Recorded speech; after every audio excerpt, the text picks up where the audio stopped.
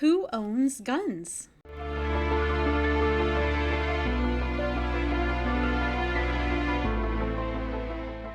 In this video, we're going to be talking about who in the United States is most likely to own guns.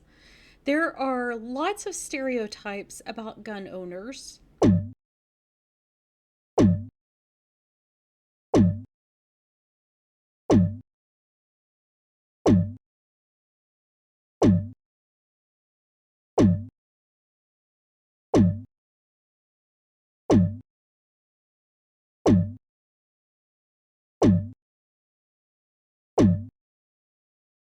First, we're just going to look at the basic demographics of gun owners. So that would be their basic characteristics like their average age or gender or where they usually live.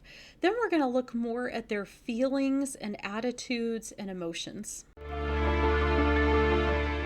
So first, let's start with their demographics. Research has shown that most gun owners are men, richer on average than most Americans, and they are less likely to be high school dropouts, which is related. Having higher education makes you more likely to be richer. Gun owners are more likely to be Southern than they are to be Northern. They're more likely to live in rural areas than they are to live in cities. Gun owners are less likely to be Black. They're more likely to be married, to have teenage children, and to be over age 40. They're more likely to be hunters. Gun owners are less likely to be criminals. And gun owners are more likely to live in areas with fewer police per square mile. So they have smaller police presence, which might explain why they might feel like they have to defend themselves rather than relying on the police.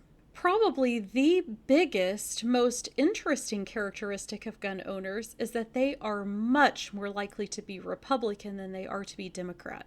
In fact, researchers that studied how people vote with data ranging from 1972 to 2012 found that gun ownership is one of the strongest predictors of voting Republican. It's actually a stronger predictor of voting Republican than education, age, place of residence, or gender. In fact, owning a gun is as reliable a predictor of how you're going to vote as ideology, race, and party identification. Imagine that. Owning a gun is as strong a predictor of someone voting Republican as them saying, I am a Republican. The relationship between gun ownership and being a Republican has always been strong as far back as the data could go, which was to 1972. But they did find that that relationship has become even stronger over time. They found that it was 50% stronger in 2012 than it was in 1972. So the relationship between gun ownership and being a Republican is just becoming stronger and stronger. Now let's switch to talk about the emotions of gun owners. We're going to talk about their beliefs, their attitudes, and their feelings. Let's start by talking about gun owner beliefs. Gun owners are more likely to believe that the world is more dangerous today than it was 50 years ago. I just want to emphasize here, crime data does not support this. The world was actually much more dangerous 50 years ago than it is today. But if you're talking about people's beliefs, gun owners are more likely to believe that it's dangerous. Gun owners are also more likely to believe that others around them have violent intentions, which kind of makes sense. Gun owners are believing that other people are scarier than other people actually are. That might explain why someone would buy a gun. For example, gun owners are less likely to believe that their neighbors would help them if they needed help. They're also doubting that the police will protect them if they need protection. They also don't have confidence in the Supreme Court, and they don't believe that public officials care about them. So as a general rule, gun owners do not trust other people, their neighbors, or the government. Now let's talk about gun owners' attitudes. Gun owners are more likely to hold punitive attitudes. That means the kinds of attitudes that assume that others should be punished if that gun owner perceives that others have done something wrong. They are more likely to hold punitive attitudes toward criminals. They're more likely to support using aggression as a response to others, to use aggression as violent retribution if they perceive that someone else has done something wrong to them.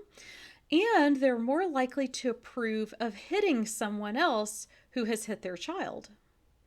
So we're seeing a picture here of someone who, when they're in a confrontational situation, are more likely to escalate the situation and make it even more aggressive, more violent, and more confrontational than someone who's likely to turn the other cheek, walk away, take a beat, take a breath, or try to de-escalate a situation. Now let's look at their personal feelings. A lot of gun advocates claim that gun ownership will increase life satisfaction and well-being. This is the sort of thing that the NRA claims. However, researchers have not found this to be true. There is no relationship between gun ownership and life satisfaction at all. In fact, what they found is that gun owners are a lot more fearful and anxious.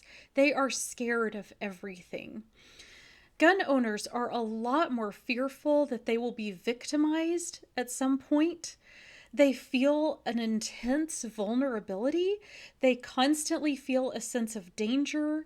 They have a sense that crime is more common, or maybe that crime has gotten more violent than it used to be. I want to point out that this fear is irrational.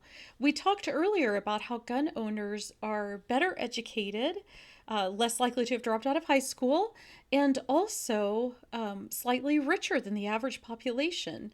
So gun owners are actually more likely to live in very safe neighborhoods or to work in jobs that are in locations or industries that are very safe. Interestingly, when researchers interview gun owners, a lot of times they admit this. They'll tell the interviewer, I just feel so scared, but I know that my neighborhood is actually really safe. I know logically that I don't have much to be scared of, but I feel scared anyway. For example, in Shapira and Simon's research, they interviewed gun owners, and there was one gun owner that stood out to me because their story was so extreme. This man is a gun owner and an instructor in firearm safety. He described to the researchers how every Sunday when he goes to church, he walks in and gives his kids lanyards that they wear around their necks that he has made so that they have a safety button. And whenever they feel unsafe, they can press the button and it will immediately send a message to his beeper so that he can run to the back and see what's going on with his kids. He also described how at the church, he sits in a location where he's facing the door so that he can, pay attention to anybody walking in or out. Then he described how during the church service, he gets up repeatedly and roams around, including the parking lot, because he feels like he's being a safety inspector and making sure that nothing is going wrong. He always knows where the exits are, and he's constantly looking for dangerous people while he's carrying a gun. When the researchers asked him, well, how do you feel about this? Because I think to most of us, this kind of behavior would sound kind of paranoid. But he says it's not paranoia. It's simply being prepared. So this gun owner didn't recognize that his behavior might be considered extreme by a lot of us. Instead, he just perceived himself as a person who is always prepared and ready to fight whenever he needs to be. One last question in the research literature is whether most gun owners have been victimized in some way. Is it that people are victims of violent crimes and after that they feel vulnerable and so they buy a gun? Or are they buying a gun before they've ever been victimized? The data is mixed. Some researchers say that gun ownership is correlated with victimization, but not very strongly.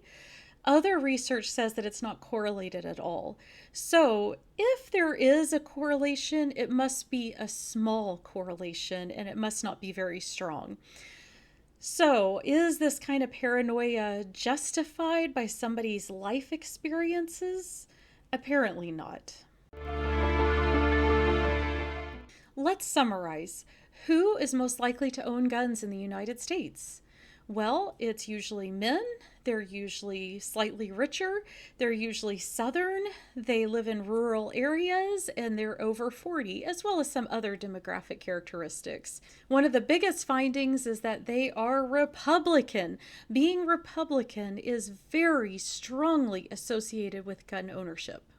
Another characteristic of gun owners is that they want to punish criminals or other wrongdoers around them, and that they are constantly afraid, to the point that a lot of us might even call it paranoia. And this fear is largely irrational because they haven't been victimized any more than most of us have. And gun owners tend to live in safer neighborhoods and do safer jobs.